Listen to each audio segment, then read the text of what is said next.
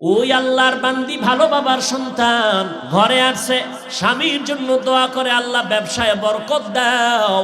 একদিনের একটা ঘটনা ঘটেই গেল ঘরের মধ্যে, বলবনি। হঠাৎ দুপুরবেলা খানা খাইয়া স্বামী বেচারা রেস্টে যাবে, হঠাৎ শুনে বাড়ির দরজার মধ্যে আওয়াজ, আল্লাহ করিম আমারে কিছু ভিক্ষা দেও, আমি 3 দিনের না খাওয়া ক্ষুধার্ত।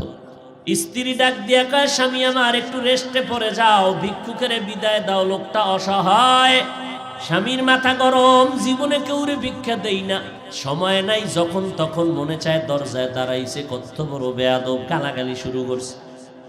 স্ত্রী কয়, স্বামী তুমি যে বাড়ি লেখা দিবা তা না, হালকা পাতলা কিছু দিয়ে দিলেই তো হয়ে যায়, গালি দাও কেন?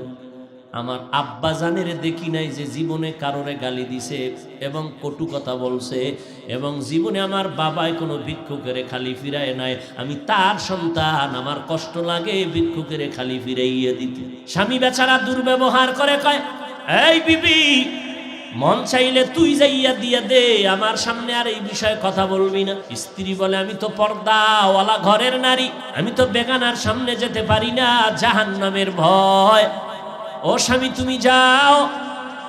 স্বামী বেচারা এতটা রাগ হয়ে গেল, রাগ হইয়া দরজা খুইলা ভিক্ষুকের এমন ধমকার গালি, এত বড় বেয়াদব, লজ্জা শরম নাই রে বেহায়া, যখন তখন দরজায় দাঁড়াইছো, চোখের আড়াল হয়ে যাবি 1 সেকেন্ডে যেন আর দেখি না। মাওলার বড় মুসিবত চাপায় দিলে আমার আল্লাহ। কারণ অন্যায় করতে করতে সীমা লঙ্ঘন যখন করবে, গজব আসমান থেকে জমিনে নেমে আসবে মরার আগেই। আল্লাহর বান্দা যখন বকা দিয়া ভিক্ষুকের তাড়ায় দিল, তারাইয়া দরজাটারে জোরে বাড়ি মেরে আটকায় দিছে। ভিক্ষুকটা রাস্তা দিয়া যায় আর চোখের পানি ছেড়ে কান্না করে, আর আসমানের দিকে তাকায়, কয়, আসমানের মালিক, তুমি আমারে এমন গরিব বানাইছো যে মানুষের দ্বারে না গেলে আমার বাচ্চাদের মুখে খানা যায় না। সারাদিন ভিক্ষা করে ঘরের মধ্যে কিছু খানার আয়োজন করি, কিন্তু আল্লাহ এই দুনিয়া মগো গরিবের কেউ নাই, তুমি এমন গরিব বানাইছো, তবে তোমার কাছে আজকে একটা কলিজায় বানাইতে পারি না, বিচার দিয়া গেলাম। ওই লোকটা টাকাওয়ালা আমারে ভিক্ষা দিবে না বললেই তো হইতো, আমারে এতগুলো গালি কেন দিল আমি সহ্য করতে পারি না, মইরা যাইতে মনে চায়। আর দুনিয়ায় কেউ আমগো জুলুমের বিচারও করবে না, মালিক তোমার হাতের দ্বারা বিচারটা চাই। গরিবের কান্না কবুল হয়ে গেছে, জাগাত কবুল। চোখের পানির বর্দ আমার মারাত্মক, চোখের পানির বর্দ বড় মারাত্মক। বড় বড় বড় বড়রা কেন এত বিপদে পড়ে, কোন গরিবের জানি কান্দাইছে। চোখের পানির বরদোয়া জাগায় কবুল হয়ে যায়, আর সে আজিমে মাঝখানে পর্দা থাকে না, এবং কবুল হওয়া মাত্র গজব শুরু হয়ে যায়। আল্লাহর বান্দা কান্না করেছে, ঘরের মধ্যে তুমুল ঝগড়া শুরু হয়েছে। এবার স্ত্রীকে ডাক দিয়া তর্কে তর্কে তর্কে তর্কে, স্বামী বেচারা গরম, ব্যবহারের কোনো আদব নাই, ধমক দিয়া কয়, আমার ঘর থেকে বের হয়ে যাও, আর আমার ঘরে থাকবি না, আমার ভাত তোর জন্য হারাম করে দিলাম, তালাক দিয়ে দিলাম। নিয়ামত আল্লাহ দিছে, লাথি মেরে সেই নিয়ামতের তারায় দিছে। আমার আল্লাহর ওয়াদা, ওয়ালা ইন কাফারতুম ইন্না আযাবি লাশাদীদ, গাদ্দারি করবি কঠিন শাস্তির মুখে পড়তে হবে। কপাল থেকে নেককারিনী মহিলা তালাক দিয়ে দিল, কপাল খারাপ। অনেক মানুষ গ্রামে কয় সুখে থাকতে, বড় কঠিন। আল্লাহ শান্তি দেয়, মানুষ লাথি মাইরা তারায় দেয়, শান্তি লাগে না। আল্লাহর বান্দি চোখের পানি ছেড়ে কান্না শুরু করলেন, কারণ জাতের মাইয়া যারা, জাতের অজাতের না, জাতের যারা মাইয়া, এরা টাকার দিকে তাকায় না, সম্মান আর ইজ্জতের দিকে বড় নজর করে। আমি জাতের মেয়ে, জীবনে কলঙ্ক আসবে কেন? স্বামী খারাপ পাই ভালো পাই, জীবনে আমার স্বামী হবে একজন, আর কেউ না। কলঙ্কের বোঝা নিতে চাই না, কে তার কান্না থামাবে? বাধ্য হইয়া আল্লাহর বান্দি কান্না করে করে করে করে বাবার বাড়ি চলে গেল।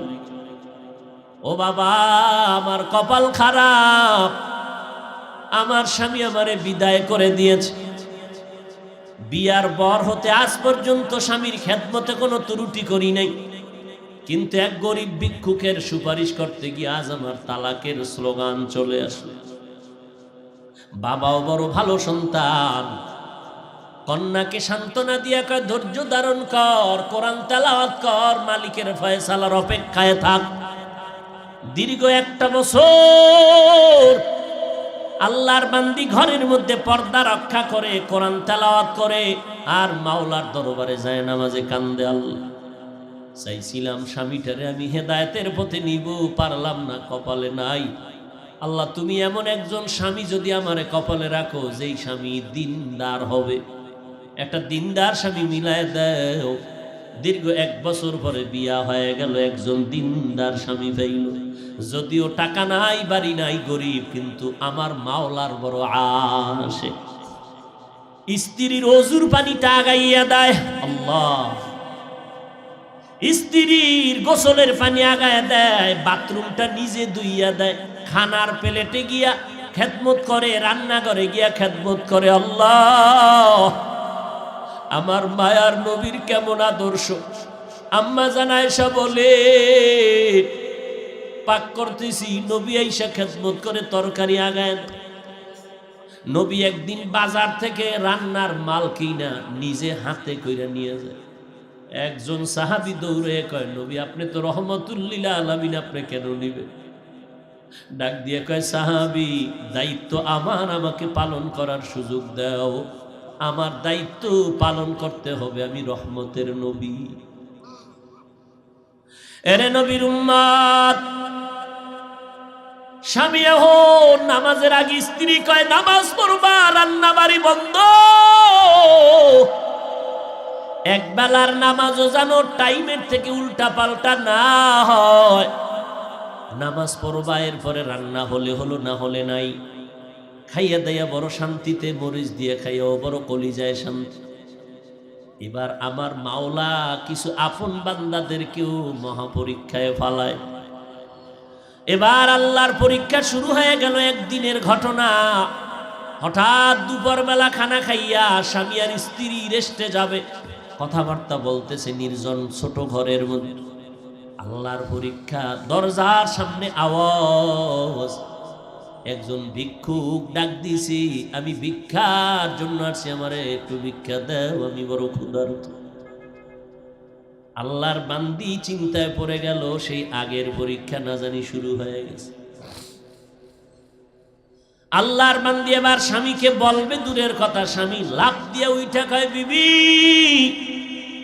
এমন একটা টাইমে ভিক্ষুক আমার দরজায় দাঁড়াইছে, খানার টাইম, ভিক্ষা দিব পরের কথা, দেখো কিছু খানা দেওয়া যায়নি।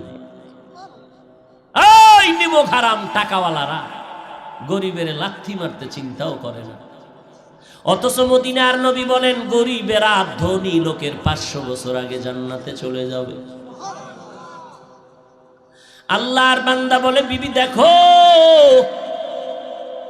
এবার স্বামী বেচারা দরজা খুলে দেখে ভিক্ষুক, বৃদ্ধ মানুষ, হাঁটতে বড় কষ্ট হয়। বলে, আসেন, খাইছেন নি? কয়, খাইনি। ঘরের দরজা খুইলা সামনে বসাইছেন একটা পাটির মধ্যে। ঘরে গেলেন, বিবি তাড়াতাড়ি কিছু দাও খানার জন্য। খানা দানা তেমন নাই, যা কিছু আছে দিয়ে তরকারি দিয়ে খানা দিল। আল্লাহর বান্দা খানা দিলেন, ভিক্ষুক ঘরের সামনে বসে বসে খানা খায়। হঠাৎ ঘরের মধ্যে আল্লাহর বান্দির নজর একটা পড়ে গেল ওই ভিক্ষুকের চেহারার মধ্যে। আল্লাহর বান্দি মহিলা ভিক্ষুকের চেহারায় অনিচ্ছায় নজর পড়ার পরে কেমন যেন শরীরের মধ্যে একটা কম্পন শুরু হয়ে গেল। মহিলা ঘরের মধ্যে গিয়া বালিশ চোখের সামনে নিয়ে কাপড় দিয়া চেপে কান্না করে। স্বামী ডাক দিয়ে কয়, বিবি তুমি কেন কান্না করো? বলে, আল্লাহর কুদরত দেখে কান্না করি। বলে, কি আল্লাহর কুদরত?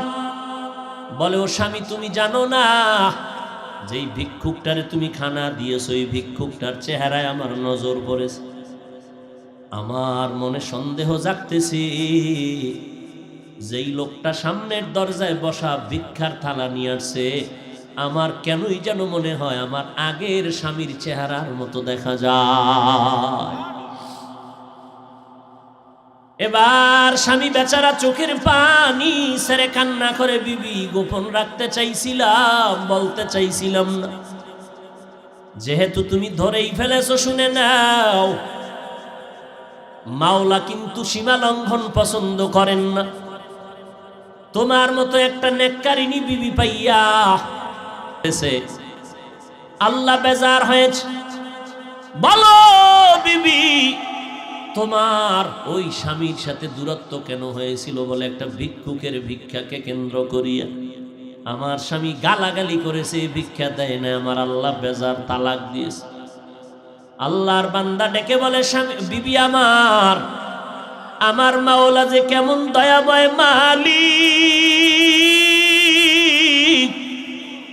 আমার আল্লাহ কেমন দয়াময়, কেমন রহমান, আমার আল্লাহ বড় দয়াশীল, আমার আল্লাহর মতো দয়াময় কেউ নাই। ওই স্বামীর ঘরে তুমি যেদিন ছিলা, ভিক্ষুক গিয়া ভিক্ষা চাইছিল, তোমার স্বামী কি ব্যবহার করেছিল? বলে, ও স্বামী আমার ওই পুরুষটা চূড়ান্ত গালাগালি করে ভিক্ষুকের কাঁদাইছে। এবার ডাক দিয়ে কয়, বিবি আমার, ওই দিন ভিক্ষুক ভিক্ষা চাইছিল, কিছু দিয়ে দিলেই তো হয়ে যেত, কিন্তু গাদ্দারি করার কারণে ভিক্ষুক এমন কান্না দিছে, আল্লাহ তাআলা ওই ভিক্ষুকের শুধু এখন ভিক্ষাই দেয় না, ভিক্ষা দেওয়ার আসল মালিকটা পর্যন্ত ভিক্ষুকের মাওলায় হাদিয়া দিছে। ওই দিনের ভিক্ষুক আর কেউ না, আমি স্বামী ছিলাম ওই দিনের ভিক্ষুক। আমি আমার মালিকের কাছে কান্না করার কারণে আজ আমারে আল্লাহ শুধু ভিক্ষাই দেয় নাই, আল্লাহ তাআলা ভিক্ষা দেওয়ার পুঁজি বড় মুক্তার দানা তোমাকে আল্লাহ আমারে হাদিয়া দিয়েছে। শুকরে নেমাত নেমাত আফজু কুনাত, কুফরে নেমাত আজকাফত বিরু কুনাত, হামদুলাকা শুকরে লাকায়া জুলমিনান, হাজিরিয়া নাজরি বরহালেমা। কেমন পাগল হইছ রে যুবক, কয়দিন আর বাহাদুরি করবি? আজ উলামায়ে কেরামদের কথাকে মূল্যায়ন করলি না। উম্মতের জন্য উলামায়ে আহলে হক বড় নেয়ামত। মায়ার নবী সারা রাত নামাজে দাঁড়িয়ে আছেন। আম্মা জান আয়েশা বলেন, নজর করে দেখি নবীর পা মোবারক গুলো ফুলে গেল। নবী এত ব্যথিত, এত কষ্ট। আমি আয়েশা নবীকে প্রশ্ন করলাম, নবী এত কষ্ট কেন করেন? আল্লাহ তো আপনার গুনাহগুলো নাই, কোনো গুনাহ নাই, মাফ। আল্লাহর নবী কি জবাব দিয়েছেন? আফালা আকুনা আবদান শাকুরা, আমি কি আমার আল্লাহর শুকরগুজার বান্দার মধ্যে হব না রে আয়েশা? যেই আল্লাহ আমাকে অনেক অনেক কিছু দিয়েছেন, আমি আল্লাহকে কি কিছু দিব না? যেই আল্লাহ তোমাকে আমাকে বাড়ির মালিক বানাইছেন, গাড়ির মালিক বানাইছেন, যে আল্লাহ এত সুন্দর সম্মানের চেয়ারে বসাইছেন, সে আল্লাহরে তুমি আমি কি দিয়েছি? তোমার আমার গুনার খবর যদি জানতো, কেউ সম্মান করত না, সালাম দিত না। আল্লাহ গোপন পর্দা লাগাইয়া দিছেন। আল্লাহ এত সুন্দর কণ্ঠদান করেছেন, যদি হিসাব নেয় বান্দা কি জবাব দিব? এই যুবকেরা, সারা রাত মোবাইলের স্ক্রিনে তাকাইয়া যেই চোখ দুইটা দিয়া তুই গুনার কাজ করো, গুনাহের দর্শন করো, আমার মাওলায় যদি তোরে অন্ধ বানাইতেন, বল কেমনে তুই মোবাইলে গান শুনতি আর দেখতি? সায়েদাবাদ বাস টার্মিনালে যা, কত অন্ধ লাঠি হাতে নিয়া চোখের পানি ছেড়ে গাড়িতে উঠিয়া কয়, ও যাত্রী ভাইরা, তোমরা চট্টগ্রাম যাও, সিলেট যাও, বরিশাল যাও, আমি অন্ধ মানুষ, তোমরা আসমান দেখো, জমিন দেখো, মানুষ দেখো, আমি কিছুই দেখতে পারি না। আমারে আল্লাহ অন্ধ বানাইছে, আমি বুঝি চোখের কত বড় মূল্য। আমারে তোমাদের দয়া হলে একটু যাত্রা পথে আমারে 2-1 টাকা দাও। তোমরা যদি আমারে 2-1 টাকা দাও, আমি এই টাকা নিয়ে সন্ধ্যাবেলা কিছু ডাল চাল নিয়ে ঘরে যাব। আমার ঘরে স্ত্রী আছে, আমার 2টা সন্তান আছে, ওদের পেটে ক্ষুধা, খানা পায় না সারাদিন। আমি তোমাদের টাকা নিয়ে ডাল ভাত দিব আমার বাচ্চাগুলো রে। যখন সন্ধ্যাবেলা ভিক্ষার টাকা নিয়ে কিছু সদয় করে দোকান থেকে ঘরে যাই, আমার বাচ্চা 2টা ঘর থেকে দৌড়াইয়া বের হয়ে আসে। আইসা 2টা বাচ্চা 2 দিক দিয়ে আমাকে আঞ্জা করে ধরে, কয়, আব্বু মজা দাও, মজা দাও। আমি অন্ধ মানুষ, 2 পকেট থেকে 2টা চকলেট বের করে আমার সন্তানের হাতে 2টা দিয়ে দেই। সন্তান 2টা 2 যুগ দিয়া গলা জড়ায় কয়, চুমা খায় আর কয়, আব্বু তুমি কত ভালো, তুমি কত সুন্দর। আমি বাচ্চা দুটোরে কোলে জড়ায় কান্না করি আর বলি, ও মালিক, আমার সন্তানগুলো আমারে দেখে আর বলে আমি নাকি অনেক সুন্দর, কিন্তু আজও পর্যন্ত আমি দেখতে পারলাম না আমার কলিজার সন্তানগুলো কত সুন্দর। তুমি আমারে অন্ধ বানাইছো। এ যুবকেরা, দুনিয়াতে ভালো হইয়া আসছে, কিন্তু অনেক মানুষ অসুস্থ হইয়া অন্ধ হয়ে গেছে। তোর অন্তরে কি ভয় লাগে না? আল্লাহ যদি তোর চোখের পাওয়ার নিয়ে যায়, জীবনে কোনো ডাক্তার আর পাওয়ার ফিরায় দিতে পারবে না। আজকে গুনাহ করতে করতে তোর চেহারাটা আয়নার কাছে নিয়ে দেখ, তোর চেহারার মধ্যে কোনো লাবণ্যতা নাই, কোনো উজ্জ্বলতা নাই। এই পর্দার আড়ালের আম্মা জানেরা, মাওলার নিয়ামতের শুকর আদায় করি ওরে মা। ভালো স্বামী যদি পাও, তোমার নিয়ামত। কত মা বিয়ার 10 বছর হলো সন্তান পায় না, কত তাবিজ তদবিরের জন্য দৌড়ায়। এরে আম্মা জান, সন্তান পাইয়া যদি মানুষ বানাইতে না পারেন, কপাল বড় খারাপ। এরে মা, মদিনার নবী আপনাদের কত মর্যাদা দান করেছেন।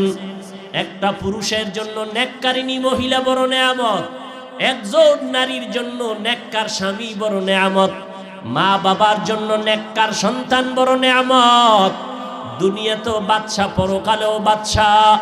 এরে আম্মা জান, আপনারা নবীদের মা, সাহাবায়ে কেরামের মা, আউলিয়ায়ে কেরামের মা, আপনারা খাজা মুঈনুদ্দিনের মা, দুনিয়ার বড় বড় বড় বড় আদর্শ সন্তানের মা। আপনাদের এত দাম। আয়েশা রাদিয়াল্লাহু আনহার মতো নারী, আপনারা খাদিজা রাদিয়াল্লাহু আনহার মতো নারী, আপনারা ফাতেমা রাদিয়াল্লাহু আনহার মতো নারী। ও আম্মা জান, ইমাম গজালি রহমতুল্লাহ আলাইহি বলেন, সন্তানের জন্য প্রত্যেক ঘরের মা হলো প্রাথমিক শিক্ষিকা। কারণ সন্তান বাবার তুলনায় মাকে ফলো করে চলে বেশি, সন্তান বাবার তুলনায় মায়ের কাছে সময় ব্যয় করে বেশি। এই জন্য বাবার তুলনায় মাকে আদর্শ ঠিক রাখিয়া চলতে হবে। মার আদর্শের কারণে সন্তানগুলো ভালো হয়ে যাবে। এরে আম্মা জান, এখনো সময় আছে, তওবা করে ভালো হবেন। আপনার সন্তানকে আমি বলি না হাফেজ কোরআন বানাবেন, আপনার সন্তানকে বড় আলেম বানাইবেন, এত চাপ দিয়া আমি বলি না। এটা আপনার ইখতিয়ার, বানাইবেন কিনা। কিন্তু আমি অনুরোধ করব রে মা, আপনার সন্তান ডাক্তার হবে, আলহামদুলিল্লাহ, দোয়া করি। আপনার সন্তান ইঞ্জিনিয়ার বানাবেন, আলহামদুলিল্লাহ, দোয়া করি। আপনার সন্তান ডাক্তার হবে, ইঞ্জিনিয়ার হবে, প্রফেসর হবে, আপনি বানাইবেন, আমি দোয়া করি। বানান, তবে বেয়াদবি যেন না হয়। আপনার সন্তানকে ডাক্তার বানাবেন, তবে বেয়াদবি বানাবেন না। ইঞ্জিনিয়ার বানাবেন, তবে বেয়াদব বানাবেন না।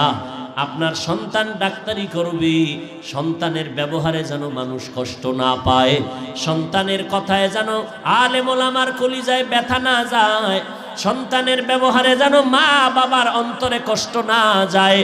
আদর্শ সন্তান বানায় যান। মরিয়া গেল সন্তান কোরআন শিখবে, কোরআন পড়বে, দোয়া করবে। অতএব ডাক্তার পড়তে গেলে কোরআন পড়া যাবে না, এটা হতেই পারে না।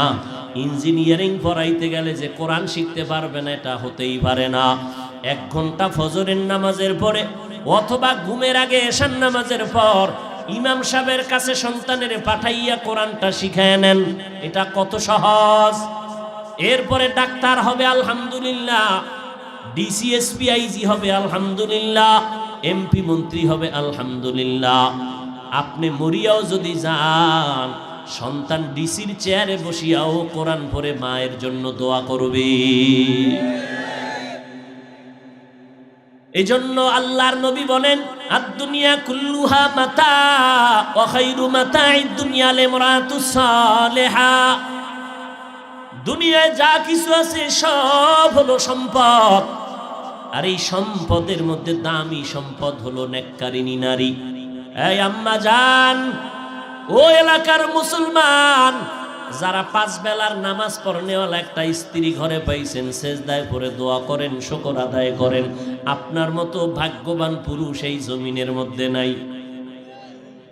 এরে আল্লাহর বান্দারা, কিন্তু কপাল খারাপ। মাওলায় অনেক সময় অনেকের নেয়ামত দেয় পরীক্ষার জন্য, বান্দা পরীক্ষায় নেয়ামত ধরে রাখতে পারে না, বরং পাইয়া আরো গাদ্দারি করে।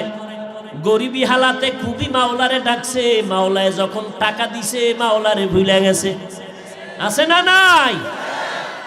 আরে আল্লাহর বান্দা, যখন তোমারে কেউ চিনত না, তুমি অত্যন্ত দুর্বল, এখন তোমারে আল্লাহ পাক চেয়ারম্যান বানাইছে, মেম্বার বানাইছে, ভালো আলেম বানাইছে, মাদ্রাসার বড় ওস্তাদ বানাইছে, কিন্তু এখন তোমার ব্যবহার শুনলে মানুষ কষ্ট পায়। তোমার জবানে এখন মিষ্টি নাই, শুধু আঘাত আর আঘাত। আল্লাহর বান্দাকে আমার আল্লাহ একটা নেককারিনী মহিলা দান করছেন স্ত্রী রূপে, কিন্তু লোকটা বড় গাদ্দার, ভালো স্ত্রী পাইয়া নিয়ামত ধরে রাখতে পারে নাই। শুকরে নেমাত নেমাত আফজুকুনাত, কুফরে নেমাত আজকাফাত বিরুকুনাত, হামদুলাকা শুকরে লাকায়া যুলমিনান, হাজিরিয়া নাজিরি বরহালেমা। এরে যুবক, বুড়া হওয়ার আগে যৌবনটারে বড় নেয়ামত মনে করিয়া কদর কর। বয়স হওয়ার আগেই তোর যৌবনটারে গুনাহ করিয়া নষ্ট করিস না রে বাবা। পায়ে হাত রেখে বলি, কয়দিন আর বাঁচবি? এই চিত্রাং নামের মহামারীতে যুবক মরিয়া গেল, গাছ পড়লো ঘরের উপরে, যুবকও মারা গেল, স্ত্রীও মারা গেল, কন্যাও মারা গেল। কয়দিন আর বাঁচবি রে যুবক? আজকে থেকে তওবা কর। আমার আল্লাহ শক্তি দিছে, শক্তিটারে দিনের কাজে লাগাও। আমি বলি না তুমি মাদ্রাসায় আসো, টুপি বড়, পাগড়ি বড়, আমগো মতো হুজুর হয়ে যাও, না, একবারও না। স্কুলে পড়ো আলহামদুলিল্লাহ, কলেজে পড়ো আলহামদুলিল্লাহ, চাকরি করো, ব্যবসা করো আলহামদুলিল্লাহ। তবে আমার মাওলার সাথে এতদিন যে গুনাহ করছো, আমার মাওলার থেকে দূরে সরছো, গাদ্দারি করছো, গুনাহ কইরা কইরা নেয়ামতের ঘুমটাকে নষ্ট করে, চেহারা নষ্ট করে ফেলছো। আজকে থেকে তওবা করে নেও, মা বাবার দোয়া নিয়ে চলবা, 5 বেলার নামাজ ছাড়বা না। তোমার মতো যুবক স্কুল কলেজে পড়ে, 5 বেলার নামাজি অভাব নাই, তুমি কেন পারবা না?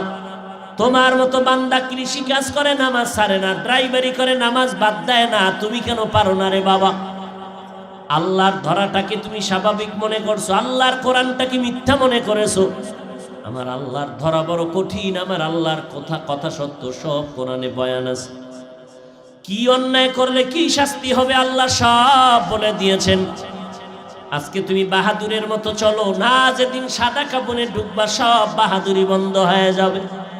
অন্ধকার কবরে গেলে ওই সময় বুঝবা অন্যায় করার কেমন স্বাদ।